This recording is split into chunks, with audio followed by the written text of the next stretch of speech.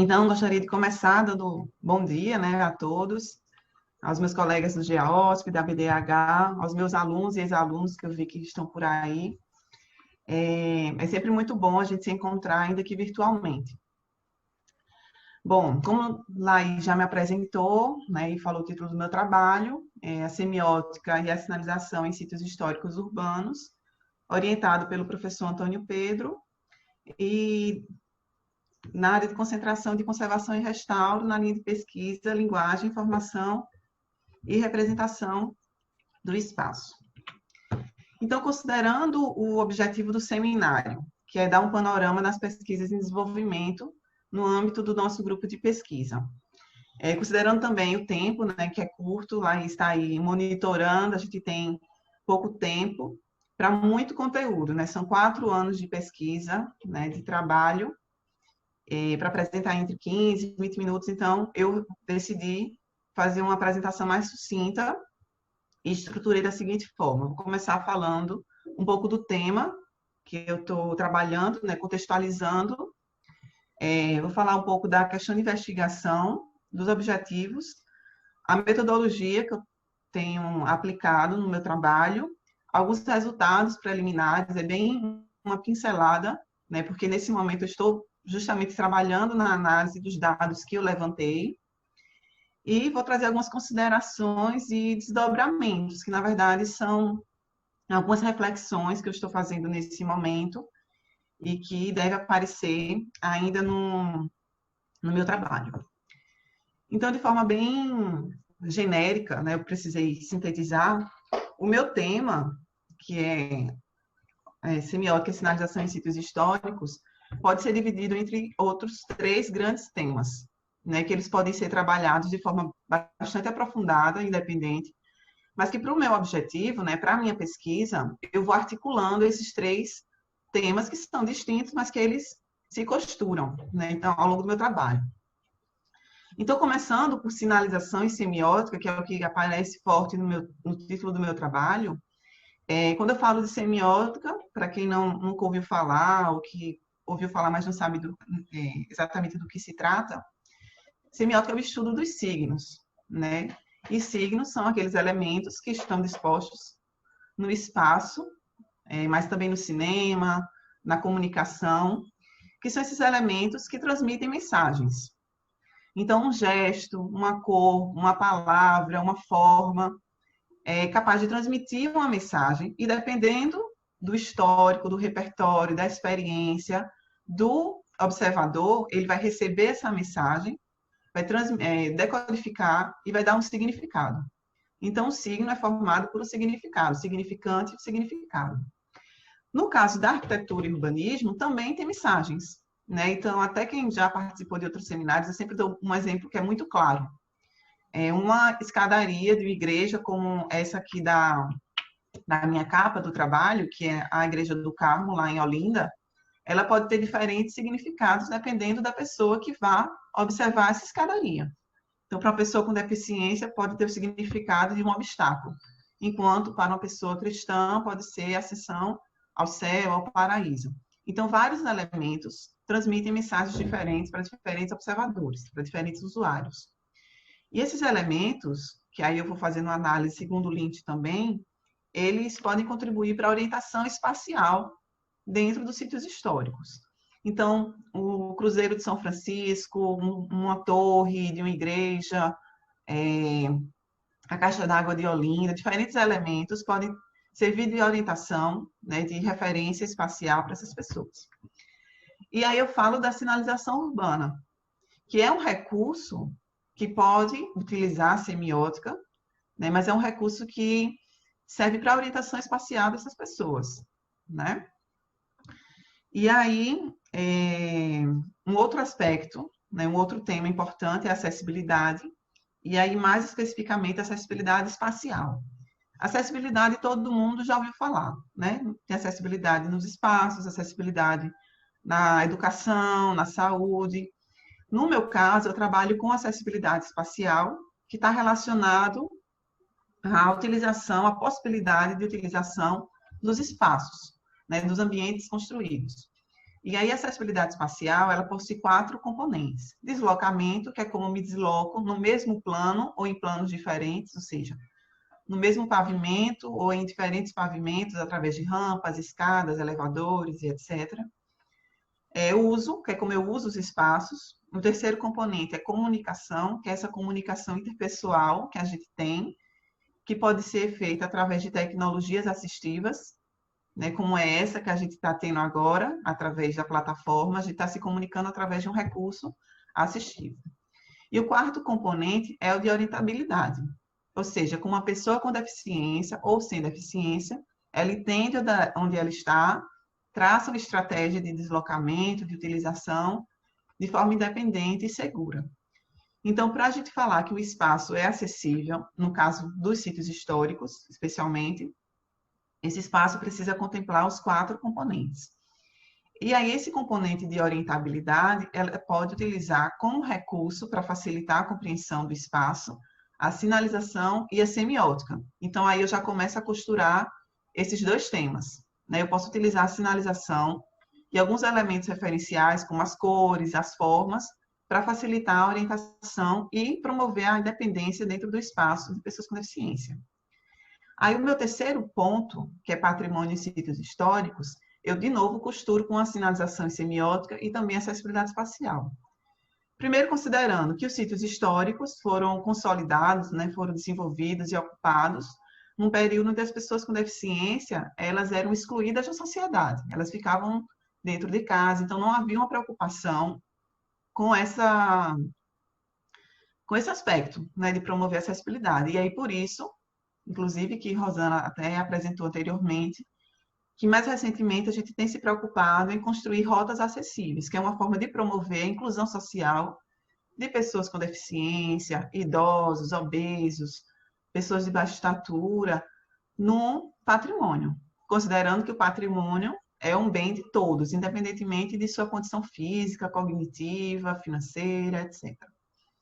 Então, eu tenho esses 3 pontos, que são meus 3 capítulos teóricos, que aí eu vou apresentando, sempre relacionando com o meu trabalho. E aí eu tenho uma questão de investigação que está norteando minha pesquisa, que ajudou a contribuir, ajudou a definir, inclusive, a metodologia. Então, para definir essa questão de investigação, eu parti de alguns pressupostos. Por exemplo, acessibilidade para todos os indivíduos, né, independentemente de suas habilidades, como eu já falei. Um outro pressuposto é que, para alcançar a acessibilidade espacial, é imprescindível que o ambiente seja dotado de sistemas de informação, né, de placas, mapas,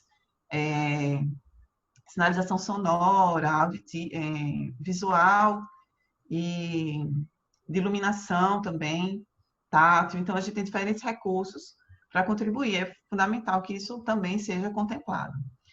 Também, a partir de algumas observações, né, dos frequentadores dos sítios históricos, a gente consegue perceber que poucas as pessoas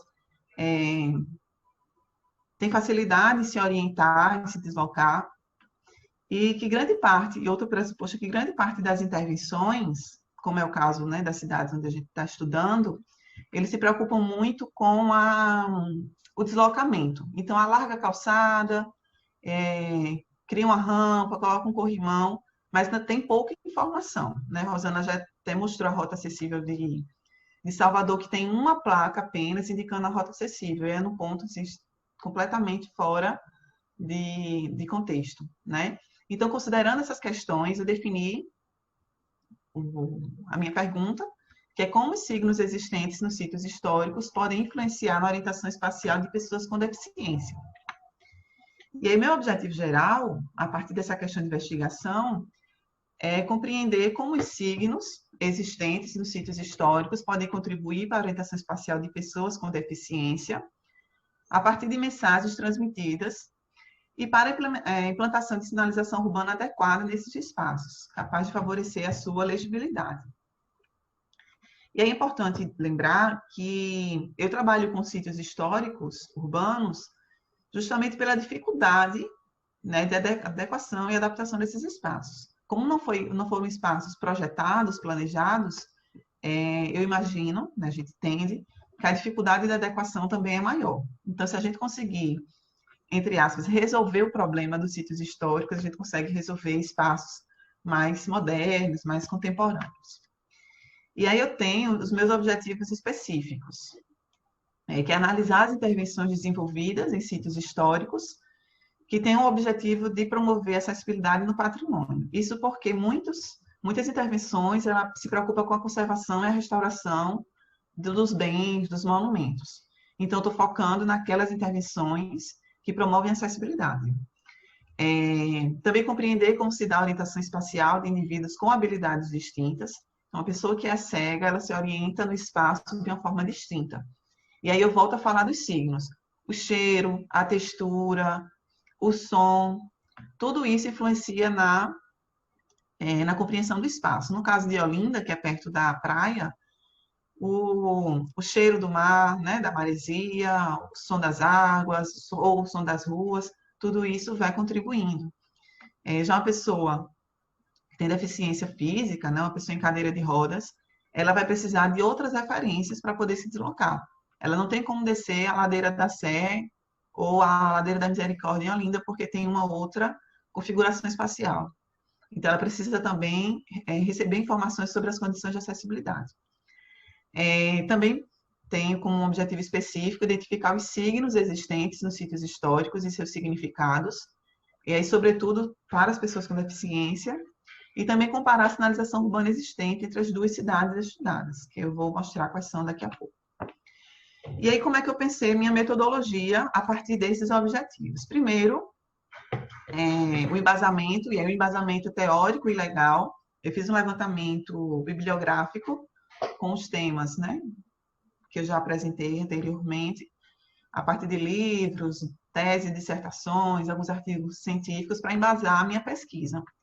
Também fiz um levantamento legal na legislação pertinente, tanto relacionada à acessibilidade, quanto ao patrimônio, quanto à sinalização, né? Então, a gente tem várias áreas que se debruçam de formas distintas no mesmo tema. Então, essa foi a primeira etapa. E aí eu já comecei uma comparação entre o que diz a literatura no levantamento bibliográfico e o que diz na legislação pertinente. Na segunda etapa, né, no segundo momento, eu faço um estudo de caso, né, para verificar essa minha hipótese, essas minhas questões. E aí eu fiz reconhecimento das cidades estudadas através de visitas em loco, né, checklist. Eu apliquei o método de divisão serial de Gordon-Cullen. Eu vou mostrar alguns exemplos aqui para vocês. Fiz um mapeamento da sinalização existente. Então, preparei, montei uma ficha para cada sinalização. Então, ia marcando no mapa a localização, verificando o tipo de sinalização, que tipo de informação ela fornece, as medidas, e fotografando. Então, eu cataloguei a sinalização existente dentro dos sítios históricos estudados. E aí eu montei as fichas. Fiz uma classificação, né, dessa sinalização, como eu já falei, a partir tanto da literatura quanto da legislação, né, dos teóricos, e classifiquei também os signos existentes. Também fiz uma identificação dos elementos referenciais a partir de Kevin Lynch. Então, eu fui estudando a configuração das ruas, os pontos nodais, os marcos, os limites. E por fim, assim, eu analisei as duas cidades e, nesse momento, da minha pesquisa, eu tenho estudado e avaliado cada um desses aspectos que eu consegui levantar.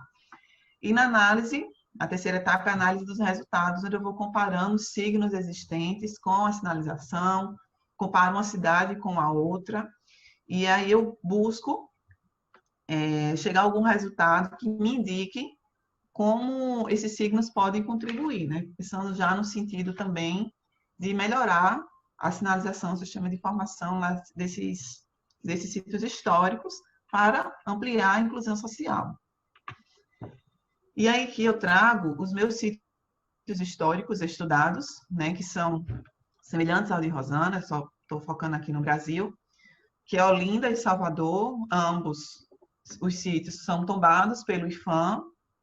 Em 2016, quando eu comecei o doutorado, fiz um levantamento no IPHAN, e aí a gente encontrou mais de 80 sítios históricos tombados, sítios urbanos e rurais, paisagísticos, etc. E aí a gente definiu essas duas por ser tombadas pelo IPHAN e pela Unesco, né? Então tem um valor já reconhecido por esses órgãos.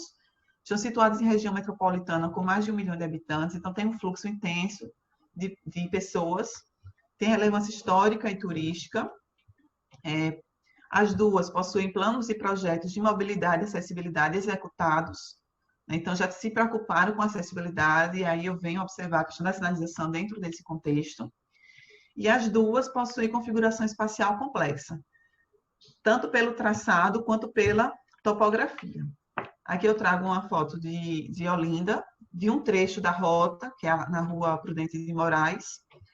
A rota, o plano de Olinda foi elaborado em 2004 pela Prefeitura Municipal de Olinda, com consultoria do CREA de Pernambuco e do IPHAN. Vale salientar que em algumas das minhas visitas eu fui no IPHAN, conversei com alguns profissionais de lá e eles nem sabiam da existência desse projeto, né? Então eu tive que ir lá em loco verificar tudo. É pioneira e tinha essa atenção, né, com essa preocupação de promover a acessibilidade nos sítios históricos. São duas rotas prioritárias, a de São Bento e a da Sé. Essas duas rotas possuem suas complementares também, mas só uma rota foi executada. E aí, na tese, eu trago um mapa com essas rotas. A outra rota, aqui vocês percebem a calçada já nivelada, largada, né? Diferente do contexto. Essa aqui já é a rota de Salvador, esse é o Largo do Pelourinho. Eu tirei essa foto porque aqui, eu não sei se vocês conseguem ver minha mãozinha, mas tem uma rampa aqui na frente, mas como essa foto nesse ângulo foi tirada, a gente não consegue perceber, né? A rota de Salvador, do Pelourinho, foi inspirada na rota de Olinda e foi executada pelo Estado da Bahia, mas com o apoio da Fundação Mário Leal, do IPHAN, do IPAC, da CONDE. Então, foi toda uma equipe multidisciplinar também debruçada em resolver esse projeto, esse problema de acessibilidade. Aqui eu trago alguns resultados preliminares, já encaminhando para o final, por causa do tempo. Esse aqui é um exemplo, inclusive, da sinalização existente, essa igreja do Nossa Senhora do Amparo, também em Olinda. Dá para ver, né, inclusive, as condições que ela se encontra.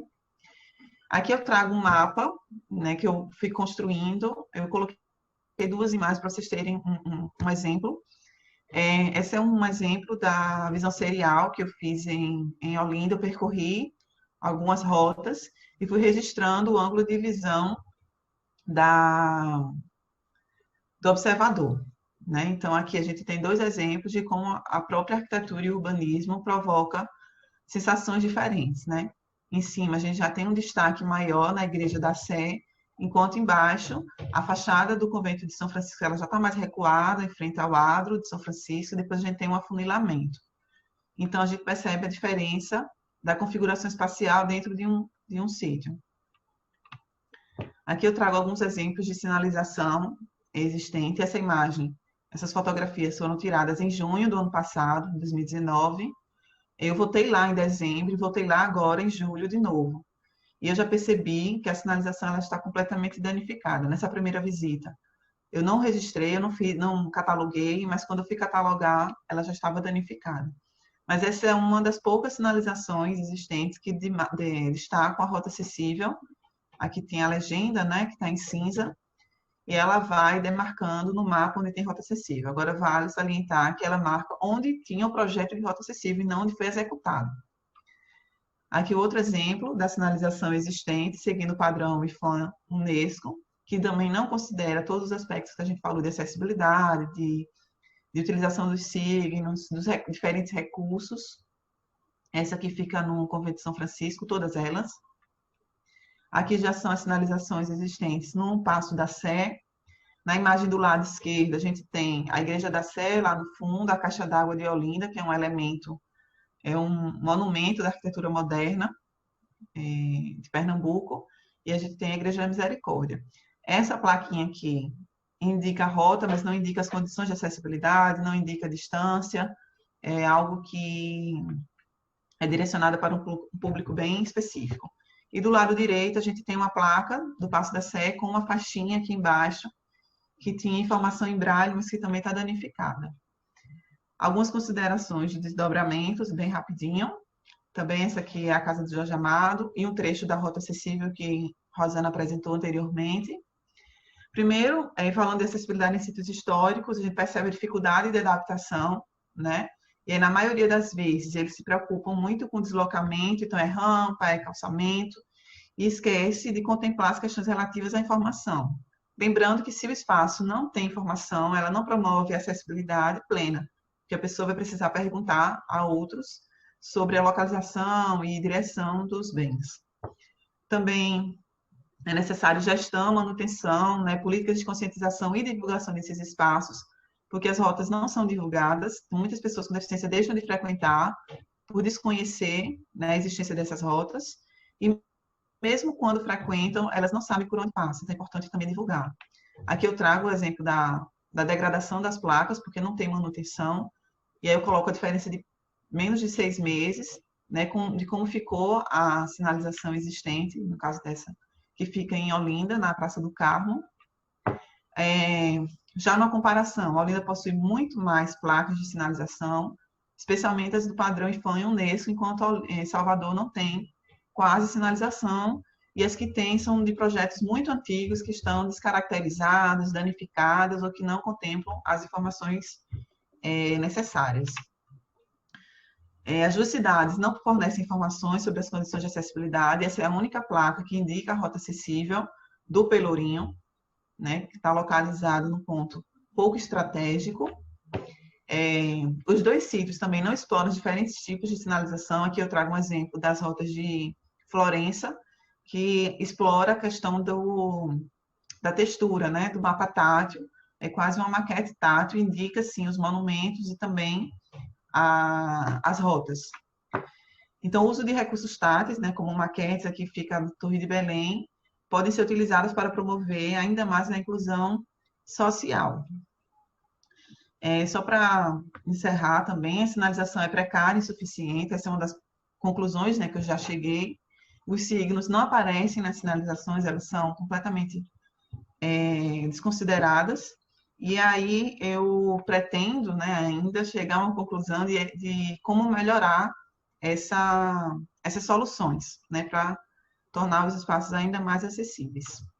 É isso, muito obrigada.